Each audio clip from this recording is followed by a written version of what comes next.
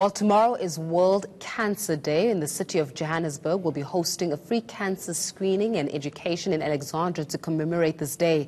Up next, we'll be taking a look at cancer stats and the type of cancers affecting different demographics of South African population. So in studio, I'm joined by Professor Herbst from the Cancer Association of South Africa, Dr. Mpho Phalatse, who's the MMC from Health and Social Development in the City of Johannesburg, and Themba Mkhonta, who is a cancer survivor. Thank you so much, the three of you, for joining us this evening on Newsnight. Thank you for having us. Professor Michael, let's start off with you. You know, the alarming stats and the figures around cancer and also the different types of cancer affecting different demographic groups. I think that's the most interesting. Let's speak a little bit about the breakdown from, you know, from color, racial to male, female, to the types of cancers that are prevalent in one group as opposed to another. Yes, I think let's just quickly mention a few statistics. You know, the latest research shows that during 2016, a total of 115,000 South Africans were diagnosed with cancer. That's a huge number. Also, the statistics show us that about 420 people in South Africa die every day as a result of cancer. So this is a very, very serious condition. I have to ask then, if 420 people die every day because of cancer, and Dr. Mpho will bring you into this conversation, does that mean that we're detecting cancer too late?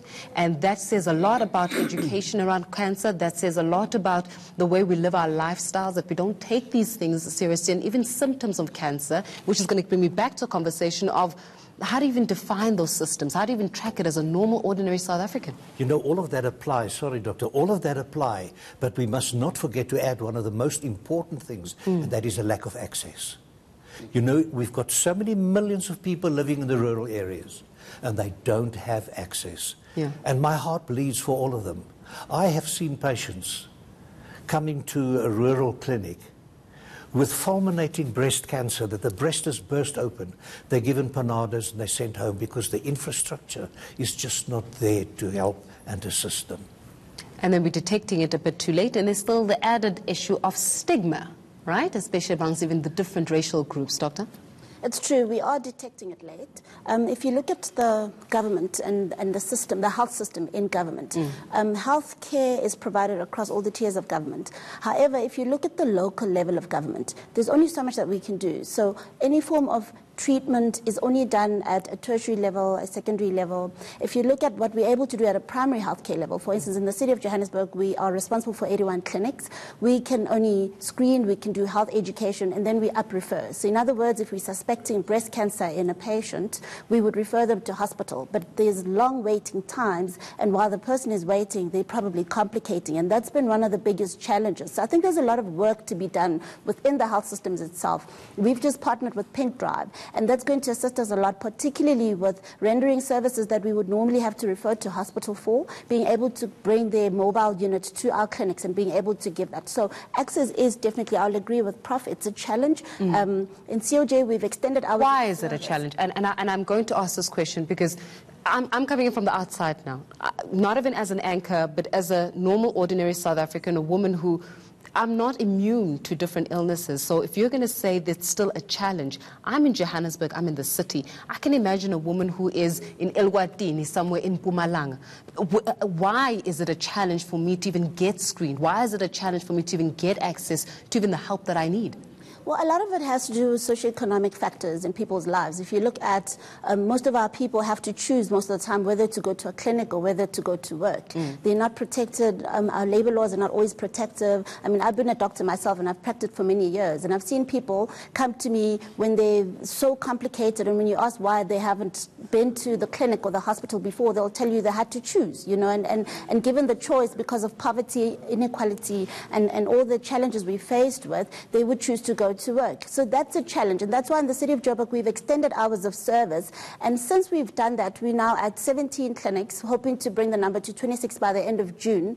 We're seeing more people come to our services that would not ordinarily do so, particularly men, and you spoke about men. So men are a hard-to-reach population because they're breadwinners, you know, and they're thinking work, they're thinking how am I going to provide. Now we're giving them an opportunity after work to visit a facility, not necessarily a hospital. If you look at our hospitals that see people after hours, hours. You have to have been referred. You have to have been to a clinic first. You know, you can't just rock up after work and go directly to a hospital. So we need to work around the health system and look at how we can improve access to health care, particularly at a primary level, because we are the first point of contact with the health system. Well, there's so many issues that are going to go in. Added to that problem. Yeah.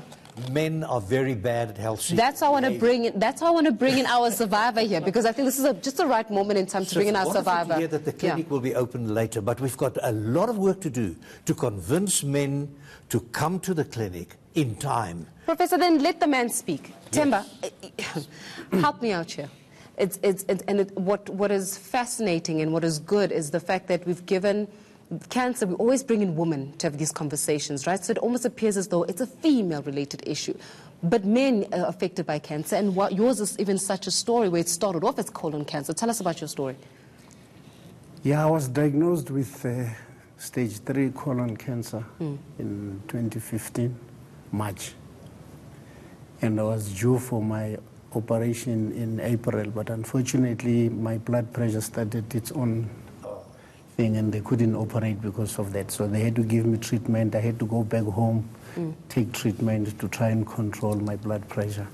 Eventually I was operated June 16th. It was a holiday. I won't forget that day. But I think the thing that we need to fix first is the wording or the terminology of stigma. I don't think it's stigma. I think it's ignorance more than stigma. Stigma, and okay, let's just change the wording for this conversation. Ignorance amongst men and ignorance amongst women regarding cancer. Exactly. So for you, for example, the reason why you were able to detect it at stage 3, was it because you were ignorant towards even the diagnosis of cancer in itself? Actually, had it not been my family, I think I would have died, because they're the one who pushed me, to an extent that my wife even pushed me into the car and said, no, let's go to the clinic and let them, because I was no longer eating. Each time I eat, I was feeling pains here on the side. And then she took me to the clinic. And at the clinic, they said, oh, no. After they took me through the PET scan and other scans, they said, no, there's a damage in your tummy. You know why this conversation is so important for Themba, is because there's so many men that are watching this show right now. And you've just given cancer a different gender, a different face, a different color, a realistic color. And when you say that you weren't even eating, that your wife had to push you in the car, is that because of fear? Were you scared of what you might find out that drove you to not want to find out in the first place? To tell you the truth, I never associated cancer with me. I never thought. I thought there was something else. I thought maybe it was appendix, maybe it has busted or something like that. Cancer in our terminology, to be honest, in the black society. You say that it's a white man's sickness, isn't it? That's what people say in the townships. It's believed that way up until you go. That's why people, if you say go to the clinic for checkup and do this and do that, go to the doctor, they say, no, that one is for rich people. You know, we've got all those terminologies to give us excuses not to go for checkups and all that. But I went there, and then the clinic, they said, no, they wanted to operate. So unfortunately, I said, no, my medical aid won't pay, because the Defense Force medical aid says, if the person can be driven to the one military hospital, please do bring that patient there. So unfortunately, from that clinic, they were very good for me. They called an ER, they took me to one military hospital, whereby they went through with me on other tests again to confirm what the clinic had discovered. I want us to talk about the process from the time that you were diagnosed to the time, to going through chemotherapy, to going through the recovery process, etc. We're going to go into that. But Professor, I want to bring you into this conversation around the ignorance around it. And he's quite right, Themba, saying that there's a lot of ignorance and there's a lot of stigma and stereotypes around cancer in itself. So that's one issue. The next issue is are our oncologists skilled enough? Are they equipped enough with resources so that they can make early diagnosis instead of continuous misdiagnosis? Because some people will give you a Panado and tell you to go home instead of checking you out and making sure that indeed it's not a cancer-related illness. So, number one, are we skilled enough? And number two, the stigma. How do we break beyond the stigma? A great shortage of oncologists, both radiation, medical and surgical oncologists. We just don't have enough. But for 16% of the population who have health insurance, we've got adequate supply. You can walk into any private hospital today and you can, that very same day, see an oncologist. But more than 80% of the population don't have that luxury. We don't have, well, not even near enough oncologists in the public health service, and we really need them there. How do we get them there? Because if we're talking about the 16% that have got medical aid and, you know, the 84% that does not necessarily have medical aid, that says that our community is risk dying. Just fact. They just risk dying because they don't have the economic means to afford it as opposed to the white or the richer community members. And that's a problem. So why don't we have it? You know, unfortunately, there is a lack of, I don't know what to call it, in a lot of the public health service. We saw the tragedies that happened in KZN recently, where practically every single, well, at one stage, they didn't have a single oncologist in the whole of KZN. And then for a long time, for about 3, 4, 5, 6 months, they had one oncologist who was there on a part-time basis. So we're not making it possible for people to work within the system. And I think that's where we have to start. Unfortunately, let's put the political hat on here. I'm going to bring in your side, Dr. Mpho, because you're also the MMC, correct? So from a political side of things, are you not pushing enough from a political side, from a governing perspective, pushing enough so that we can have skilled, number one, skilled oncologists, number two, actually enough oncologists in the public health system so that you can see to the likes of Themba's, who I'm sure there are millions of people who are going through this every day, so that we don't have a situation where 420 people have to die every single day because of something that could be detected earlier and because of something that does not necessarily need the misdiagnosis if people were just skilled enough to do their jobs. I think, to tell the honest truth, we are in transition, even as a government. And I'm not just talking local government, I'm talking about South Africa as a whole. So we've been dealing with HIV. We've been dealing with HIV/AIDS. We've been dealing with TB.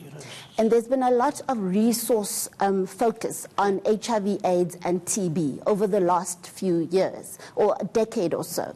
Now, we are transitioning. We're seeing disease patterns begin to change. We're seeing a shift towards non-communicable diseases. But it's almost as if our health facilities or the health system itself is not ready for that transition. It's almost like the fourth industrial revolution, but we're not even ready for the fourth industrial revolution because we're probably on the second industrial revolution. We are catching up. We are catching up. If you look at how we allocate resources, if we look at the types of partnerships, the types of stakeholders we've managed to bring on board as government, there's been a huge focus on HIV. But there's a lot of learnings to be taken from that into now non-communicable diseases, and cancer being one of them. We're seeing diabetes also begin to emerge as a leading cause of death. So we're beginning to look at how we can improve our services around those. We're beginning to look for partners that we can work with. We are beginning to have those conversations around. But why are you only beginning? My thing is that if you know the answer, right? If you're saying, here's the thing, cancer now is starting to becoming the world #1 killer as opposed to HIV and AIDS simply because enough resources were put into it.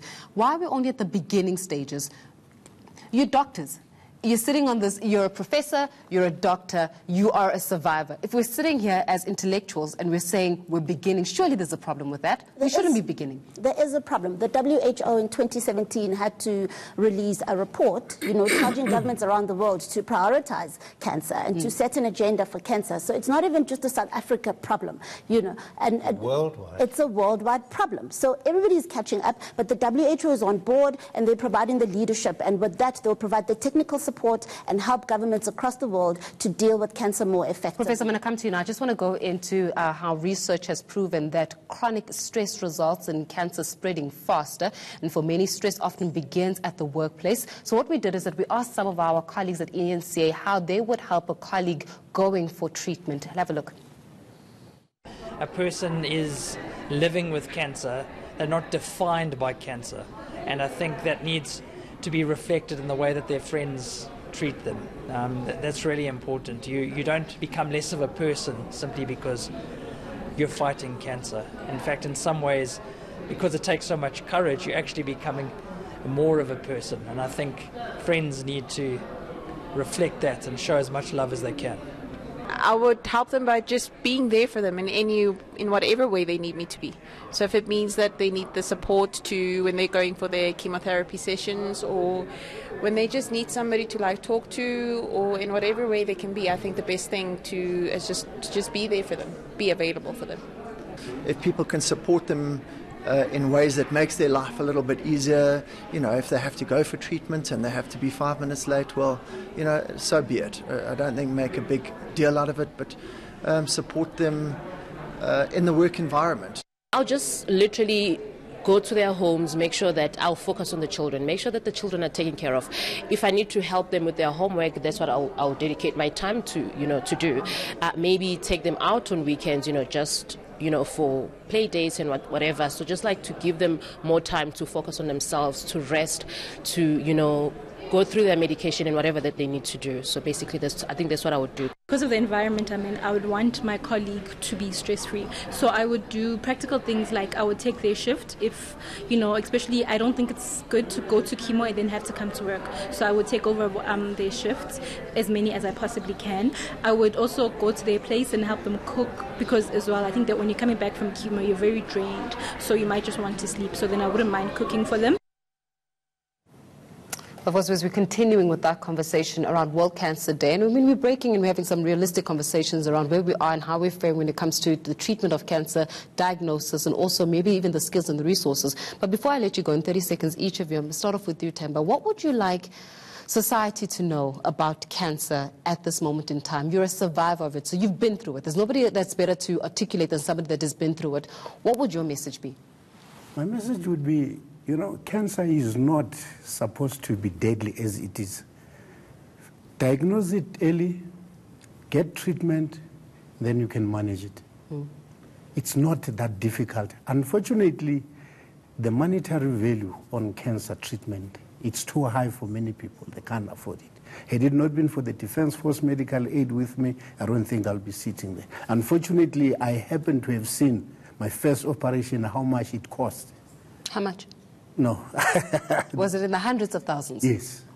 And I said, if I was not belonging to this medical aid, would I have afforded that? The answer is a big no. Before we get to chemo, I have had 2 sessions of chemo. That is the first operation and the second, because I had 2 operations. After the cancer moved to my liver, they had to cut 4 centimeters of my liver.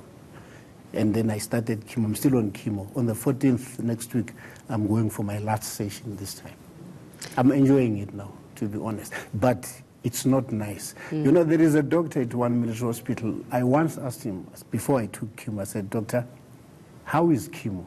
I have had friends telling me I must not go for that thing because it's going to condemn me. This is what people tell you. Then that doctor said, "Mr. Mkhonta, I'll tell you what you're supposed to hear, not what you want to hear.